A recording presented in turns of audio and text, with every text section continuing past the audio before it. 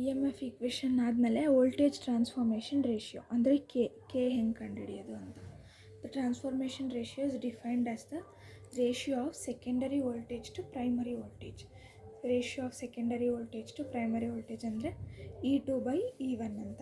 And it is denoted by K ಇಂದ ನಾವು transformer ರೇಷಿಯೋನ ಡಿನೋಟ್ ಮಾಡ್ತೀವಿ.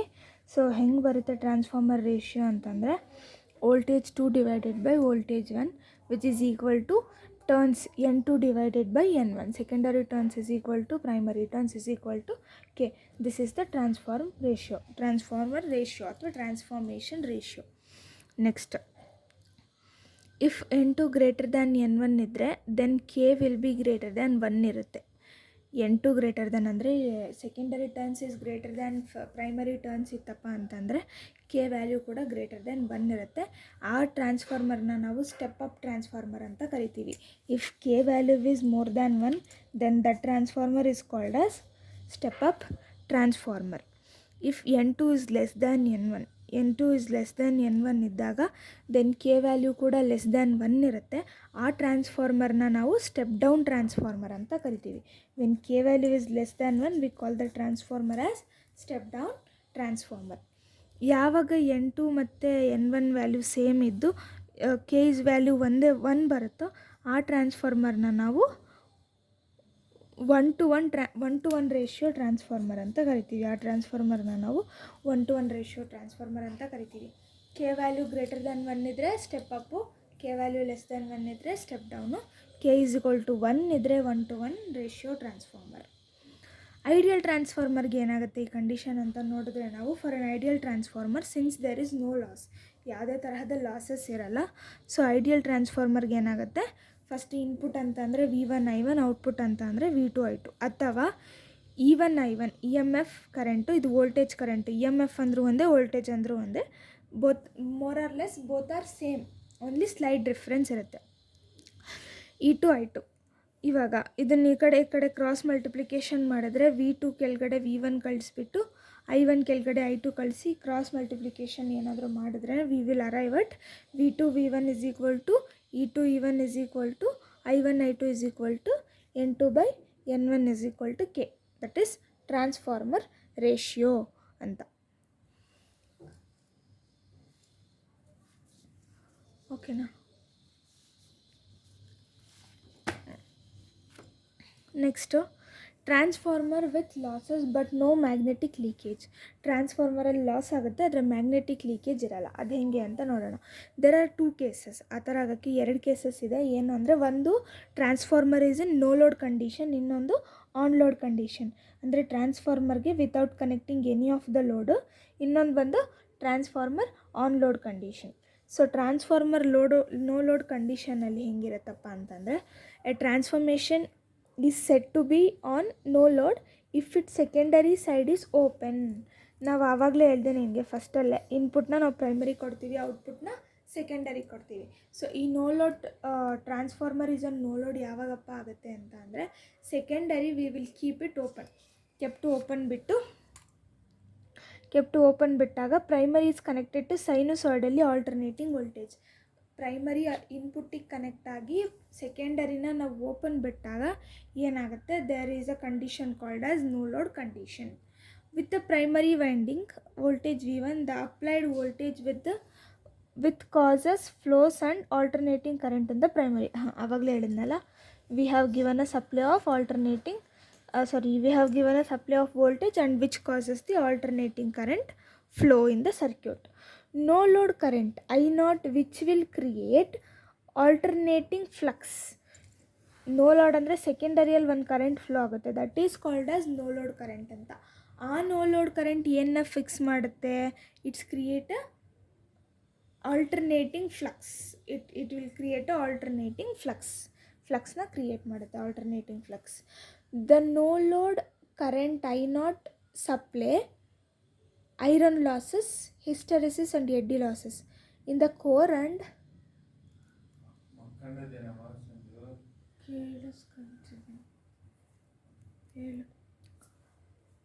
iron losses ಮತ್ತು and very small amount of copper loss in primary.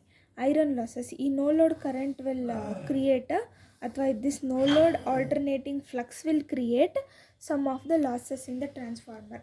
So first ಬಂದ್ಬಿಟ್ಟು iron losses. Under iron losses will get 2 losses. One is hysteresis and one is eddy current losses. ಇನ್ನು ಒಂದು very small amount of copper losses.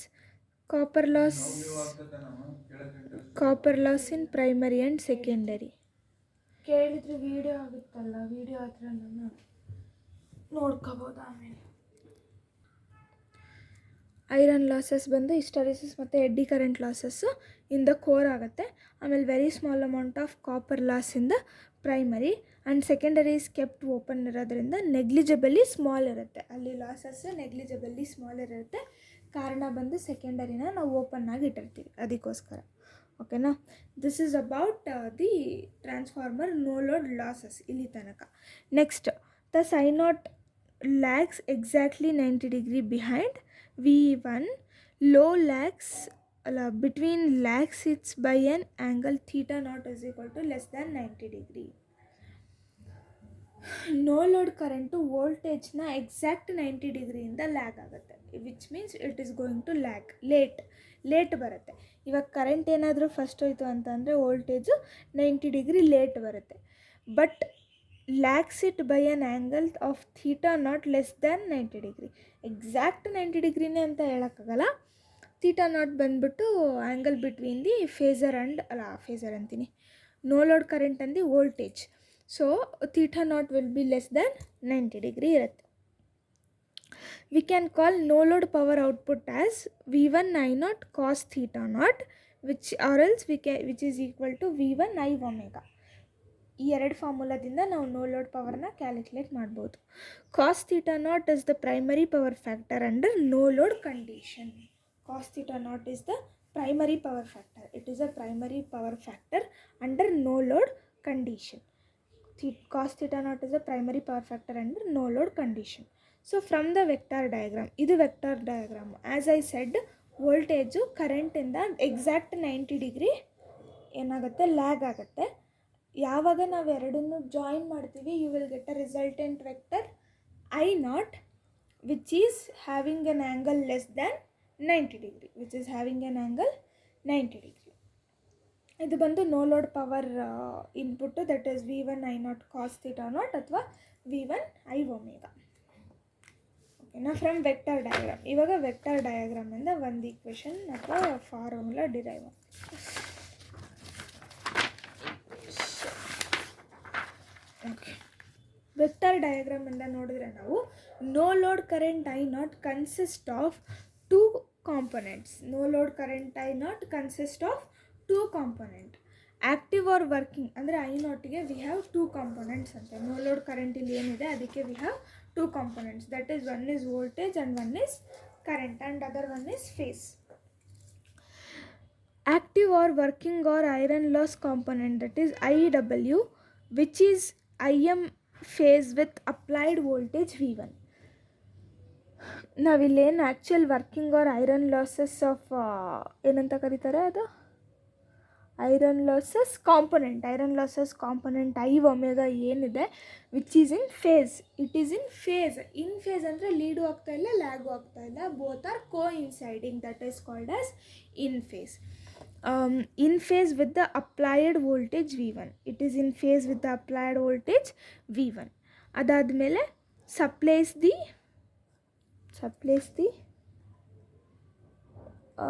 iron loss, supplies the iron loss and small quantity of primary copper loss, negligibly small.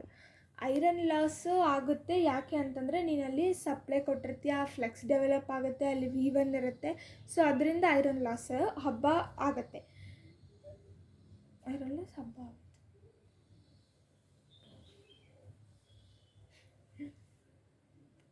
Input connect ಮಾಡಿರೋದ್ರಿಂದ ಐರನ್ ಲಾಸಲ್ಲಿ first primary ಒಳಗಡೆ you will get a iron loss. ಆದರೆ secondary ನೀನು ಇಲ್ಲಿ open ಬಿಟ್ಟಿರೋದ್ರಿಂದ you will get a very less copper loss where the amount is negligibly small.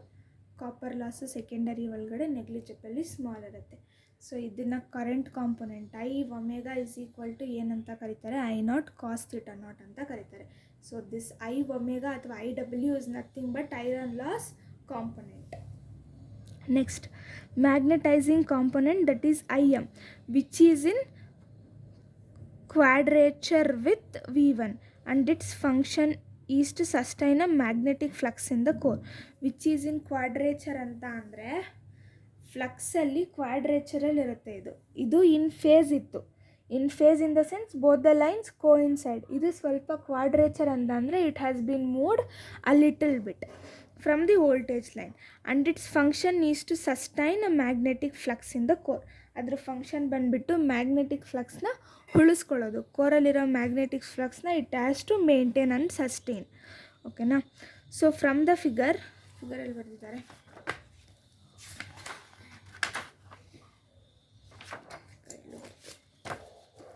Okay, magnetic component which is in quadrature with V1 and its function is to sustain the magnetic flux within the core. ಓಕೆನಾ? So ಇದನ್ನು formula ಏನು ಕರಿಬೋದು ನಾವು? IM is equal to I0 sin theta.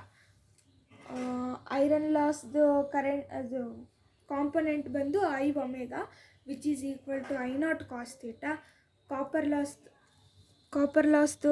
Magnetising ಕರೆಂಟ್ದು formula ಬಂದು IM is equal to I0 sin theta not.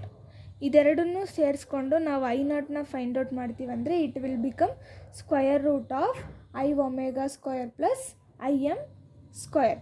I omega ಬಂದು this is what I omega ಬಂದು it's a iron loss component. I magnetising current ಬಂದುಬಿಟ್ಟು it will be quadrature with V1 and its function is to sustain. ಅದ್ರ ಕೆಲಸ ಬಂದುಬಿಟ್ಟು sustain the magnetic flux in the ಕೋರಲ್ಲಿರೋ magnetic ಫ್ಲಕ್ಸ್ನ ಉಳಿಸ್ಕೊಂಡು ಹೋಗೋದೆ ಇದ್ರ ಕೆಲಸ.